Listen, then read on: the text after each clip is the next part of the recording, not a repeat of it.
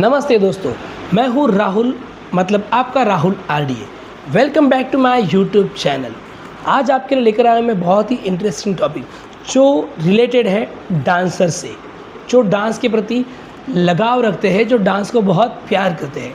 आज का हमारा टॉपिक है भगवान नटराज। तो भगवान नटराज जो है ये भगवान शिव जी का रूप है। भगवान शिव जी ने नटराज रूप कब लिया था इसके बारे में मैं आपको थोड़ी सी जानकारी देता हूँ। एक बार वन में कुछ ऋषि तपस्या कर रहे थे, तब भगवान शिव जी एक भिक्षुक का रूप लेकर उनके पास गए थे। उन ऋषियों को अपने ज्ञान को लेकर बहुत अहंकार था, तो उस वक्त उन ऋषियों को उनके अहंकार को वश में करने के लिए भगवान जी ने नटराज का रूप लिया था।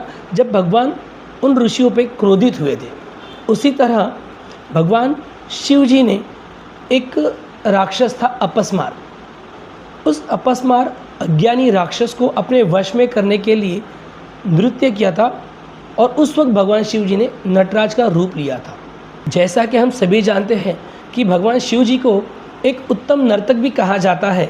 भगवान शिव जी जो नृत्य करते थे उन्हें तांडव कहा जाता है। इस तरह से भगवान शिव जी का ये वर्णन है जब उन्होंने नटराज का रूप लिया था।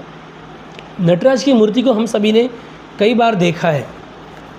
ये नटराज जी की जो मूर्ति है, सबसे पहले मैं नटराज की मूर्ति के बारे में बताना चाहूँगा कि भगवान नटराज जी ये शिव जी का रूप है और भगवान नटराज जी के 4 हाथ हैं, जिनमें से उनके दाहिने हाथ में डमरू है जो सृष्टि का सृजन और ध्वनि का प्रतीक है, और उनके बाएं हाथ में अग्नि है जो विनाश, प्रलय या संहार की शक्ति का प्रतीक है। और उनका जो बायां हाथ है, जो नटराज की मूर्ति में नटराज जी का जो बायां हाथ है जो नीचे की तरफ है, जो मुक्ति को दर्शाता है, ये मुक्ति का मार्ग है। ये हाथ उनके जो ऊपर उठा उनका पैर है ना, उस तरफ ये गया हुआ है, तो ये दर्शाता है मुक्ति का मार्ग। और उनका जो दाहिना हाथ है जो इस तरह से है, यह है अभय मुद्रा, जो निडर होकर आगे बढ़ने की प्रेरणा देता है या आशीर्वाद रूप से, तो ये अभय मुद्रा है। तो भगवान शिव जी का जो बायां पैर है वो ऊपर उठा हुआ है। हाँ, तो भगवान नटराज का जो एक पैर है वो ऊपर उठा है, जो बैलेंस या मुक्ति को दर्शाता है कि मुक्ति ही सब कुछ है। और उसके बाद जो उनका दाहिना पैर है जो नीचे है, उस पैरों के नीचे ना एक राक्षस है, बौना राक्षस, उसका नाम था अपस्मार। ये राक्षस ना बहुत अहंकारी था, अज्ञानता को फैलाना चाहता था, आलस्य को फैलाना चाहता था।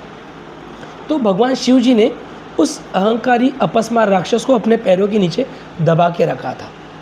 अहंकार आज भी है, अज्ञान आज भी है, आलस्य आज भी है, तो भगवान शिव जी ने उसको अपने पैरों के नीचे दबा रखा था।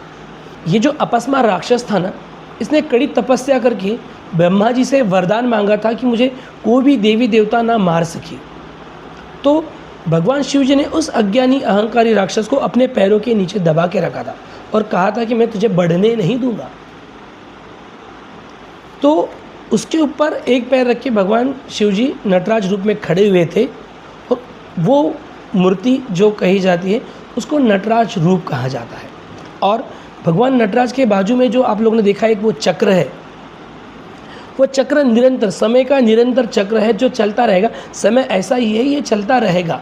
वो एक अग्नि चक्र है जो कभी नहीं रुकेगा, ये निरंतर चलता रहेगा। ये अग्नि चक्र है, उसमें से ज्वालाएँ निकल रही है।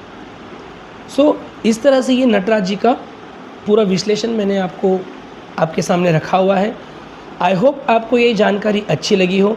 अगर आपको मेरी ये जानकारी अच्छी लगी हो तो प्लीज़ लाइक करें, शेयर करें, कमेंट्स करें, और अगर आप मेरे चैनल पर नए हैं तो प्लीज़ सब्सक्राइब करें। तब तक के लिए good day, take care, bye bye. मिलते हैं अगले वीडियो में अगली नई जानकारी के साथ। तब तक के लिए बाय बाय, टेक केयर।